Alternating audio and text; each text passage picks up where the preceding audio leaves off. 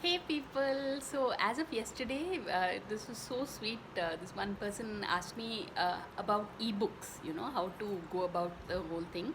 And of course, YouTube is the source. Yeah, I mean, you can just type how to sing and these whole video tutorials will show up. But the more simpler option would be to just visit kdp.com, that is kindle-direct-publishing.com, kdp.com, and there they'll take you through the whole step-by-step process. And like it takes a while to be able to understand all of that, but if I were to say it in simple words, I'll just say an ebook, the ebook, the minimum word limit that Amazon accepts is 2500 words. Your writing should be at least of 2500 words for it to qualify as an ebook. And that's what, once you've written 2500 words on Amazon, on the KDP site itself, like first you have to create your account, and then once you're uploading your book, then they'll give you options that for your book cover, how do you want it, you want it like this, like this. They'll give you a series of set of images.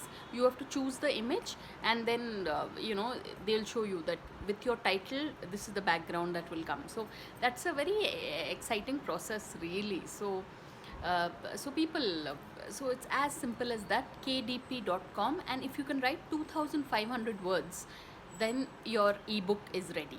And the reason I've spoken only about 2500 words is there are books that are uh, 10k, 15k words, which is honestly, if 10k, 15k is good for a print book, but if like my ebooks can be read on your phone itself, it's you can download that Kindle app, and free of cost you can read my books. I mean, of course, if you should be part of that, it's I think 160 rupees, 169 rupees per month subscription, and then I've chosen to be a part of this one, something called KDP Select, and you can download the books. So this is becoming quite a long video, so that's what, just visit kdp.com and you will learn how to have your own ebook.